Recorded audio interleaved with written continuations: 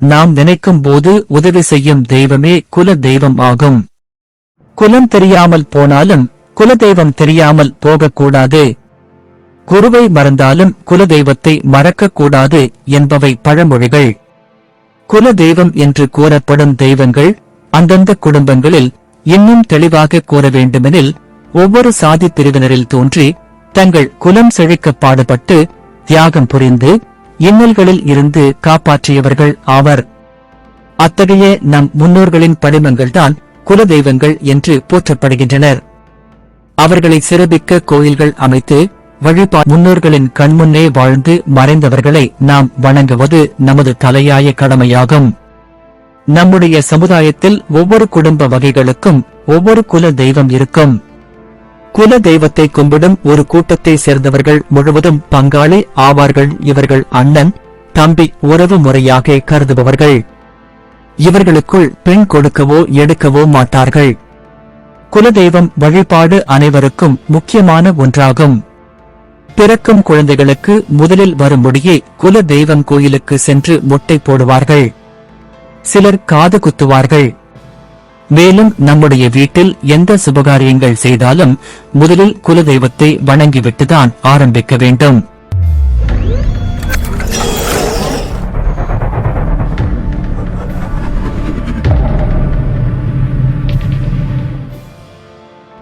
எந்த ஒரு நல்ல காரியத்திற்கும் குலதெய்வ வழிபாடு முதலில் செய்துவிட்டு ஆரம்பித்தால் அது வெற்றியாக முடியும். மேலும் வருடந்தோறும் நம்முடைய குலதெய்வத்தை வழிபடுவதால் நன்மைகளும் சந்தோஷங்களும் குடும்பத்தில் நிலவும் என்பது உண்மை. இன்றைய நாகரிக சூழ்நிலையில் ஒவ்வொருவரும் வேலை விஷயமாக கிராமத்தை விட்டு நகரங்களிலும் வெளிநாடுகளிலும் வாழ்கிறார்கள். இப்படியான சூழ்நிலையில் வீடு வாகனம் வாங்கும் முன்போ சுபகாரியம் செய்யும் முன்போ நாம் குல தெய்வத்தை வணங்கிவிட்டு செய்ய முடியவில்லையே என்ற ஏக்கம் எல்லோருக்கும் இருக்கும். நீங்கள் எந்த சுபகாரியங்கள் செய்யும் முன் குலதெய்வத்தை நேரில் தரிசிக்க முடியாவிட்டால் ஒரு தேங்காயை எடுத்துக் கொள்ளுங்கள். வீட்டின் வாசலுக்கு வந்து சூரியனை கும்பிட்டுவிட்டு உங்க வீட்டிற்கு எந்த திசையில் உங்கள் குலதெய்வம் இருக்கிறதோ அந்த திசையை பார்த்து குலதெய்வத்தை மனதுக்குள் துதித்துக் கொண்டே தேங்காயை உடைத்துவிட்டு நீங்க செய்ய போகும் சுபகாரியத்தை செய்யுங்கள். கண்டிப்பாக குலதெய்வம் உங்களை எப்போதும் பாதுகாக்கும். இதை குலதெய்வ ஆலயத்திற்கு தொலை தூரத்தில் இருப்பவர்கள் செய்யலாம். மற்றபடி குல தெய்வ ஆலயங்களின் அருகில் இருப்பவர்கள் கட்டாயம் எந்த சுபகாரியங்களை செய்வதற்கு முன் குலதெய்வத்தை வணங்கிவிட்டு செய்வதுதான் நல்லது. சரி, குல தெய்வம் தெரியாதவர்கள் என்ன செய்யலாம்? ஜோதிடத்தில் லக்கினத்திற்கு 5ஆம் இடம் பூர்வ புண்ணியஸ்தானம். இதை வைத்துதான் ஒருவரின் தந்தை வழிபாட்டனார், தாய் மாமன், புத்திர பாக்கியம், கர்மவினை, புகழ், இப்பிறவியில் அனுபவிக்கப் போகும் நன்மைகள் என அனைத்தையும் தெரிந்து கொள்ள முடியும். இந்த இடத்தை வைத்து ஓரளவு நம்முடைய குல தெய்வத்தை அறியலாம். இந்த இடங்கள் ஆண் ராசியா பெண் ராசியா என கண்டுபிடித்து அந்த தெய்வங்கள் ஆண் தெய்வங்களா பெண் தெய்வங்களா என தெரிந்து கொள்ளலாம். மேலும் அது நில ராசியில் உள்ளதா நீர் ராசியில் உள்ளதா என்பதை தெரிந்து கொண்டு அந்த தெய்வம் இருக்கும் இடத்தை கண்டுபிடிக்கலாம். நீர் ராசி என்றால் ஊரின் எல்லையில் உள்ள நீர் சார்ந்த இடங்களுக்கு அருகில் குலதெய்வம் இருக்கும். நில ராசியில் வந்தால் வயல்வெளி சார்ந்த இடங்களில் இருக்கும். நெருப்பு ராசியில் இருந்தால் அவர்களின் குலதெய்வம் மலை மேல் இருக்கும். இவ்வாறு குலதெய்வம் பற்றி வீட்டின் மூத்த பிள்ளையின் ஜாதகத்தை கொண்டு கண்டுபிடிக்கலாம். சிலருக்கு பிறப்பிலே குலதெய்வ தோஷம் இருக்கும். இதை பூர்வ புண்ணிய தோஷம் என்பார்கள்.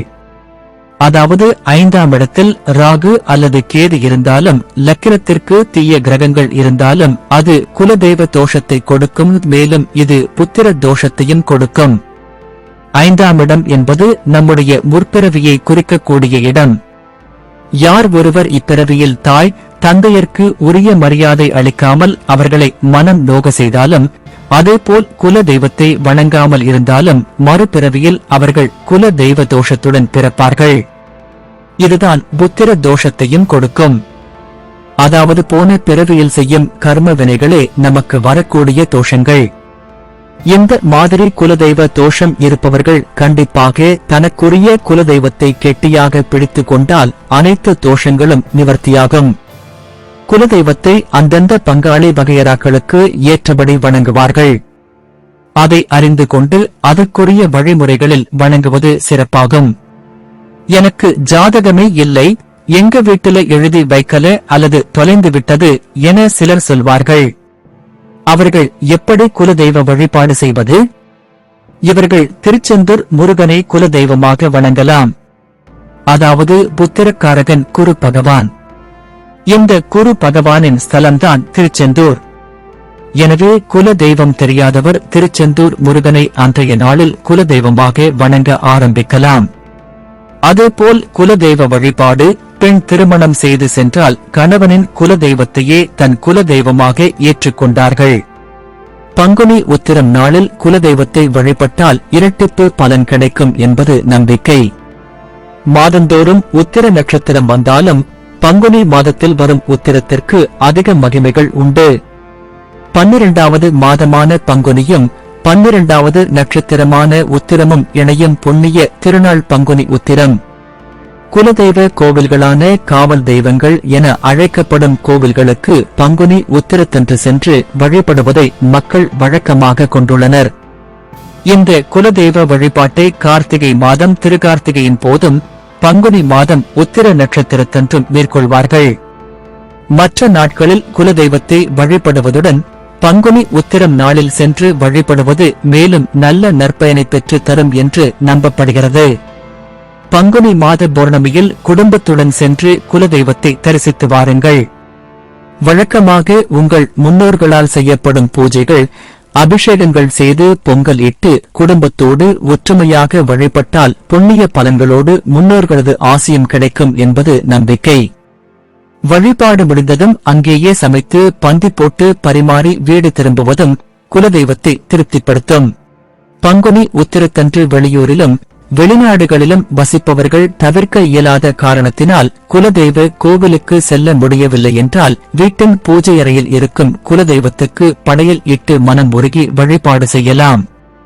ஒருவரது குலத்தை வழி வழியாக பாதுகாக்கும் வலிமையும் சக்தியும் குலதெய்வத்துக்கே உண்டு.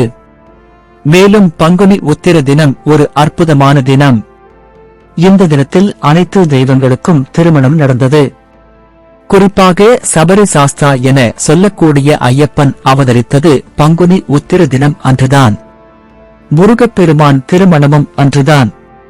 இவ்வளவு சிறப்புகள் ஒன்றாக பொருந்திய பங்குனி உத்திரத்தன்று குடும்பத்துடன் சென்று குலதெய்வத்தை பூஜை செய்து இறைவனின் ஆசியை பெறுவோம். வாழ்க வளமுடன். நன்றி.